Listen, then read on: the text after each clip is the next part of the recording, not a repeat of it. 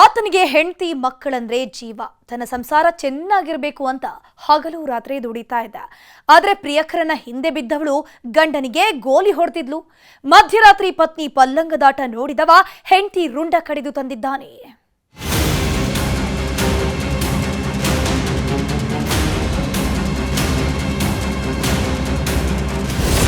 ಪ್ರಿಯಕರನ ಜೊತೆ ಚೆಕ್ಕಂದ ತಗ್ಲಾಕೊಂಡ ಪತ್ನಿ, ರುಂಡ ಹಿಡಿದು ಪೊಲೀಸ್ ಠಾಣೆಗೆ ಬಂದ ಪತಿ.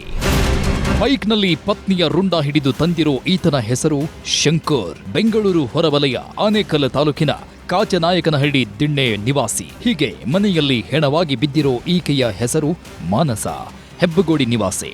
ನಿನ್ನೆ ರಾತ್ರಿ ಪತಿ ಪತ್ನಿ ನಡುವೆ ಗಲಾಟೆಯಾಗಿದ್ದು ಕೊಲೆಯಲ್ಲಿ ಅಂತ್ಯವಾಗಿದೆ. ಹಂತಕ ಪತ್ನಿಯ ರುಂಡವನ್ನ ಕಡಿದು ಬೈಕ್ನಲ್ಲಿ ತಂದು ಸೀದಾ ಸೂರ್ಯನಗರ ಪೊಲೀಸರಿಗೆ ಬಂದು ಶರಣಾಗಿದ್ದಾನೆ.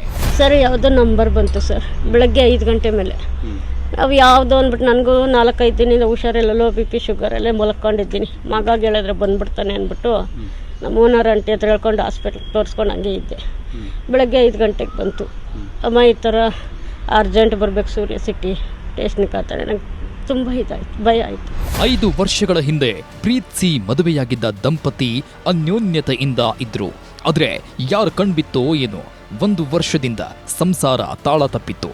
ಅತ್ತೆ ಮಾವನ ಜೊತೆ ಮಾನಸ ತಕರಾರು ಮಾಡಿಕೊಂಡು 2 ತಿಂಗಳ ಹಿಂದಷ್ಟೇ ಪತಿ ಕರೆದುಕೊಂಡು ಹೀಲಲಿಗೆ ಗ್ರಾಮದ ರವಿ ಎಂಬುವವರ ಬಾಡಿಗೆ ಮನೆಗೆ ಶಿಫ್ಟ್ ಆಗಿದ್ರು. ಆದ್ರೆ 4 ವರ್ಷದ ಹೆಣ್ಣು ಮಗು ಮಾತ್ರ ಶಂಕರ ತಾಯಿ ಮನೆಯಲ್ಲಿಯೇ ಇತ್ತು.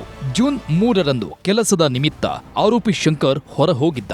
ಈ ವೇಳೆ ಪತ್ನಿ ಮಾನಸ ಪ್ರಿಯಕರ ಮುಗಿಲನ್ಗೆ ಬುಲಾವ್ ಕೊಟ್ಟಿದ್ದಾಳೆ. ಕೆಲಸ ಬೇಗ ಮುಗಿದಿದ್ರಿಂದ ರಾತ್ರಿ 1 ಗಂಟೆಗೆ ಪತಿ ಶಂಕರ್ ಮನೆಗೆ ಬಂದಿದ್ದಾನೆ.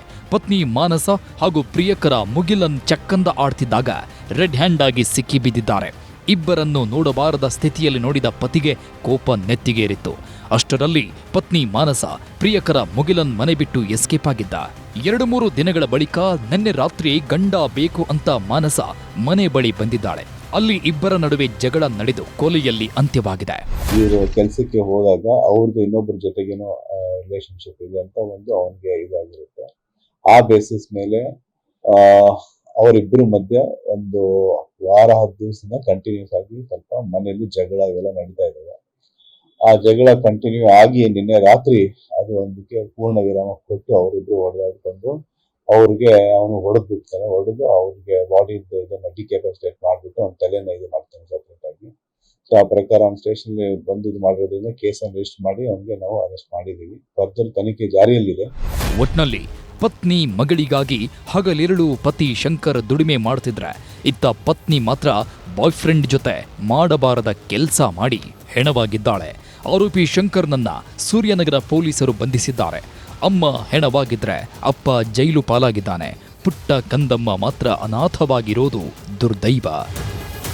ಆದೂರು ಚಂದ್ರು, ನ್ಯೂಸ್ 18 ಆನೇಕಲ್.